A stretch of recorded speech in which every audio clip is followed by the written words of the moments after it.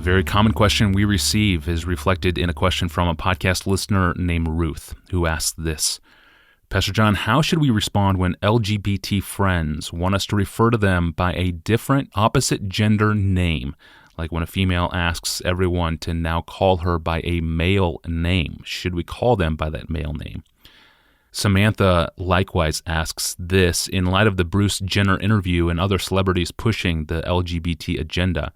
How should a Christian treat a person who identifies under one of these labels? Should I treat a transgender person as the gender they choose or the one they were born with? Pastor John, help us with these questions. Before I give 3 guidelines that I thought of that would guide behavior in specific response to those questions, I really do need to lay the foundations here because we're assuming some things that would not be assumed by a lot of people, and we need to give an account for why we assume them.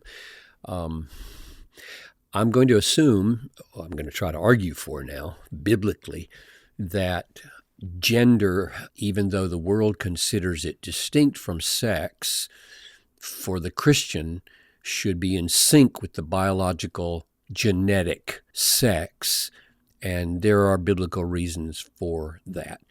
Manhood and womanhood are understood and intended in the Bible, that is, intended by God, our Creator, as biologically or genetically.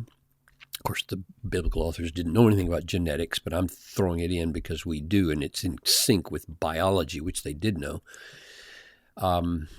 They're assuming, the biblical writers are intending and assuming that our sex is biologically or genetically identified. There is vastly more to the meaning of manhood and womanhood than biology and genetics in the way we relate to each other, but not less. In other words, manhood and womanhood are glorious personal realities that transcend genetics and biology, but are never intended to be severed from biology. And one of the clearest ways to see this in the Bible is that there are so many references to male child or female child. I looked them up just to make sure. This is so obvious that people wonder, why are you even arguing? But we need to.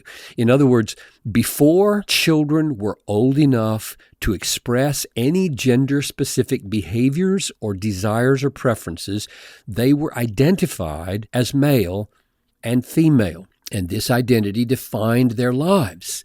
For example, sometimes in matters of inheritance and other ways.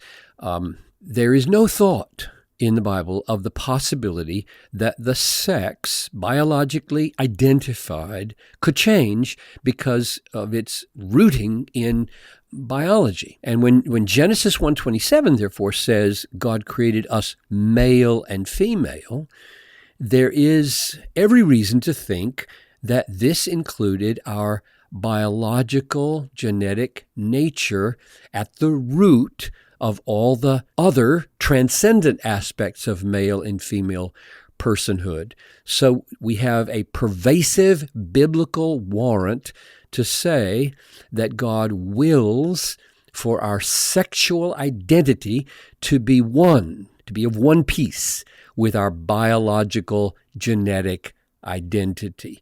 Now that's my biblical premise. And let me just mention an exception.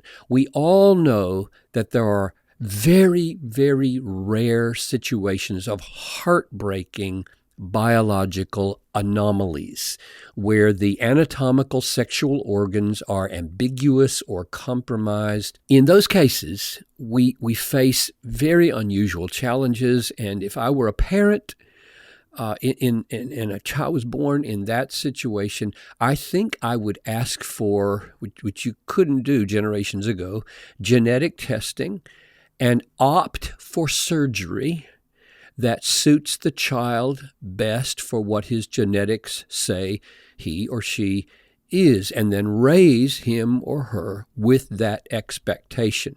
But that is very, very rare. And we are talking mainly here about clearly identifiable sexual organs at birth and through life that should define the trajectory of the sexual and gender life and understanding. Now, how does all that play out in culture where there is an increasingly aggressive effort to force all of us to treat so-called sex change surgeries as really changing the sex of a person, or even short of surgery? We're being asked in Minnesota to treat boys as girls who want to be treated as girls, and vice versa, so that it determines what team they play on in high school, the girls' team or the boy team, and what locker room they use and what restrooms they use. And as Ruth said, who asked this question, we're being asked to call Bob, Mary, and Sally, Jim. And this will make obedience to Jesus in the coming days increasingly costly for us. So now finally, here are my 3 guidelines. Number 1, in one sense, the names Sally or Jim are culturally arbitrary. And we can name our kids whatever we want. We can name them after cars, planets, or Greek virtues, or grandma. And calling someone by that arbitrary name that their parents may have chosen or they may choose halfway through life may not imply agreement with all that name was created to signify by the person. So if I had a neighbor next door to me, which is very feasible, who was biologically male and everybody knew it, and he introduced himself to me as Sally, I met him for the first time and I saw him the next day, I might avoid calling him anything, but I would probably default to Sally. I probably would, until there was a relationship that would go deeper to see whether I could be of any help. So that's one concession I'm going to make because of the arbitrary nature of names. And then it's going to get a little more dicey and divisive. Number 2, however, if in the office where we worked, I was compelled to identify every so-called transgendered person by the pronoun they preferred in all of my emails or conversations. Suppose in the emails and conversations I had to use she for a he or he for a she, or I'd get disciplined in the office. At that point, I would say to my superiors, I cannot treat he's as she's and she's as he's. I cannot buy the whole package. I would be lying. I would be lying to call a he a she. I'm not lying to call a male Sally. That's a culturally arbitrary, weird fluke. But I'm lying if I say about a true Jim who wants to be called Sally, she. And it would be contrary to my understanding of sexuality, and I would start looking for another job. Third, same thing with regard to bathrooms, locker rooms, hotel rooms, with women who identify as men or vice versa. I would refuse to have a hotel roommate who said she was a man. Even though I share a room in my travels with my assistant all the time, he's a man, and I know he's a man, and that's a perfectly normal thing to do. But if they insisted that I share the same bathroom, share the same locker room, share the same hotel room, I'm looking for another job. So in summary then, the question is, are we forced to call them a name that they prefer, which I'm going to go ahead and probably in the short run at least submit to, or are we forced to identify them as a different sex than they really are? Naming may have a certain ambiguity and arbitrariness to it, but the language of he and she and the use of bathrooms and hotel rooms does not.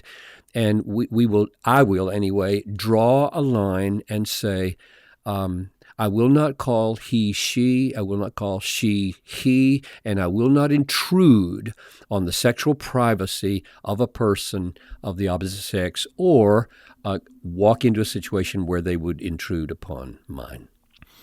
That is wise. Thank you, Pastor John. We live in an age where these questions are going to keep coming at us, and then they'll need a thorough biblical response. Questions like whether or not we should attend a gay marriage ceremony. That was a question we addressed in episode 191, and you can find it in the archive. Go to desiringgod.org/Ask Pastor John.